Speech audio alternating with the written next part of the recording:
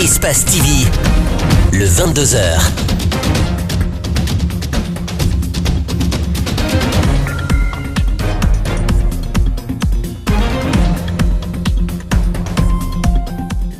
Faut-il s'attendre à une sortie de crise après l'augmentation du prix du carburant?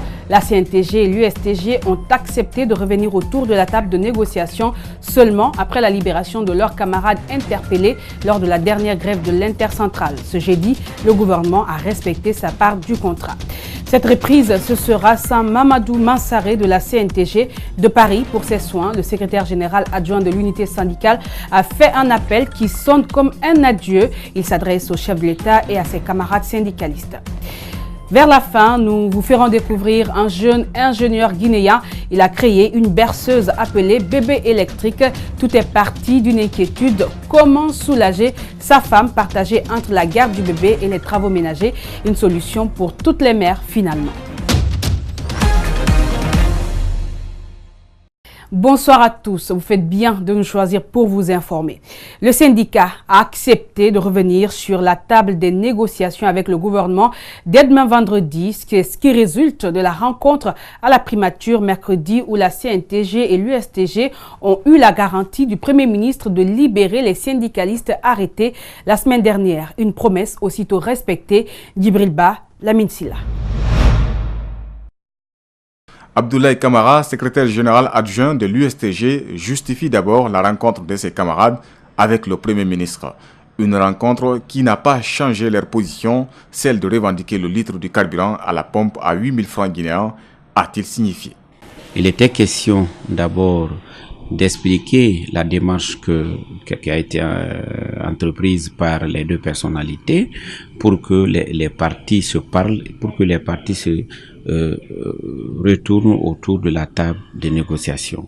Donc c'était en réalité une rencontre de facilitation pour permettre aux partis d'aller autour de la table de négociation.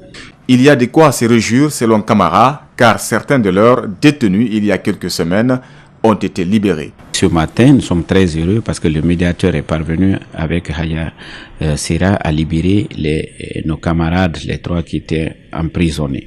La grève générale illimitée annoncée pour la semaine prochaine est maintenue, nous fait savoir notre interlocuteur. Il ajoute que la CNTG et l'USTG répondront aux négociations avec le gouvernement au département de la fonction publique dès ce vendredi. Les forces sociales étaient les grands absents de cette rencontre entre l'intercentrale syndicale CNTG, USTG et le Premier ministre. Qu'est-ce qui s'est passé? Pourquoi le mouvement n'a pas répondu à l'invitation du médiateur? On parle d'incompréhension dans le courrier d'invitation. C'est ce qu'a indiqué en tout cas Ahmed Sékou Traoré, membre des forces sociales, dans une interview accordée à notre rédaction. Fatou Kébé, Ibrahima Souma pour plus de détails. L'invitation n'était pas officielle, disent-elles. Les forces sociales voulaient une précision dans la lettre reçue. Le Premier ministre a effectivement eu l'intercentrale syndicale et le patronat en audience mercredi sur la question du carburant. Mais les forces sociales, elles, se sont passées de cette rencontre. Sur l'enveloppe, c'était écrit les forces sociales. La lettre proprement dite était écrite là-dessus, le mouvement social. Donc, entre forces sociales, mouvement social, acceptons d'admettre qu'il y a une différence. Le titre que nous portons, qui nous permet d'agir légitimement au nom du peuple, c'est les forces sociales. D'où, par conséquent, nous avons humblement décliné face à cette invite. Le combat est certes commun avec l'union des syndicats, mais pour les forces sociales, aucune négociation n'est possible en dehors de 8 000 francs guinéens le litre du carburant. Elles réitèrent donc leur engagement au peuple guinéen à continuer de défendre la cause jusqu'à satisfaction de cette demande populaire. En tout cas, autour de 8 000 francs, notre démarche, notre marche se joignent. Alors, au-delà de ça, ils ont des revendications autres que ce qui est le point 8 000 francs, alors nous ne pouvons pas déclarer toute association ou tout assemblage par rapport à d'autres points. Mais sur le point 8 000 francs le carburant, nous sommes ensemble. À la question de savoir si les forces sociales ont un porte-parole, Ahmed Sékou répond.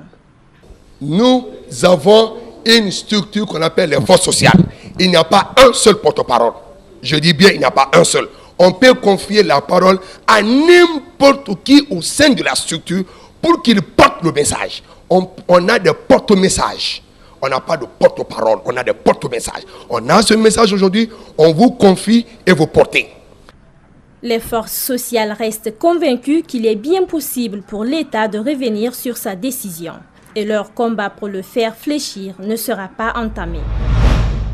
Une invite à l'allure d'un adieu au chef de l'État, mais aussi au mouvement syndical. Je vous le dis en titre, le secrétaire général adjoint de la CNTG s'est exprimé depuis Paris sur la crise sociale en Guinée. De Paris, où il est en soins, Mamadou Mansaré a exhorté le président de la République à réduire le prix du carburant. À ses camarades syndicalistes, il les invite à continuer le combat. Aïssé Bari a décrypté son communiqué. D'une voix sèche, mais pleine de renseignements, le secrétaire général adjoint de la CNTG s'est adressé au peuple de Guinée, telle une prémonition ou un dernier message.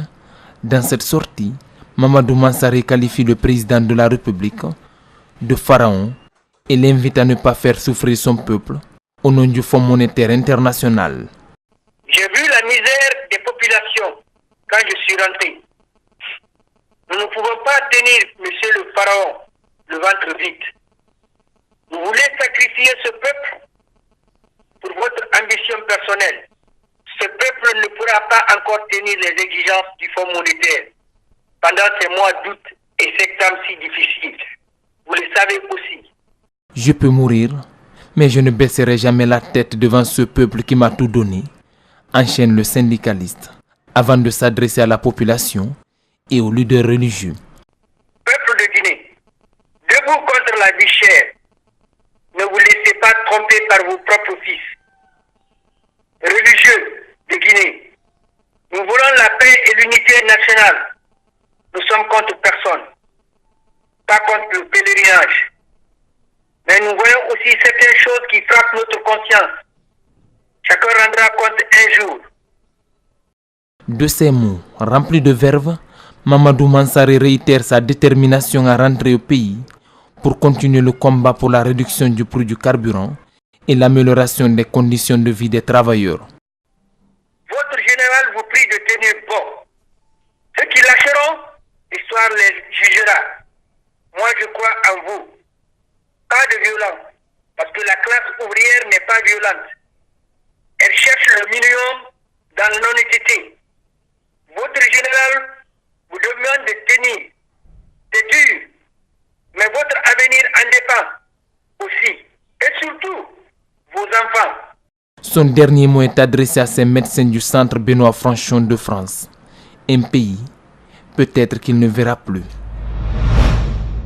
Le prix de certains denrées alimentaires connaissent une augmentation sur le marché. Le riz étuvé, par exemple, passe de 275 000 à 280 000 francs guinéens. Le secrétaire général de la Chambre de commerce reconnaît ces augmentations jugées légères. Il explique par le nouveau tarif du transport. Mariam Fodé Camara, Kernosa Douba, reportage. Depuis la fixation des tarifs dans le secteur du transport, le prix de certaines denrées connaissait une légère augmentation.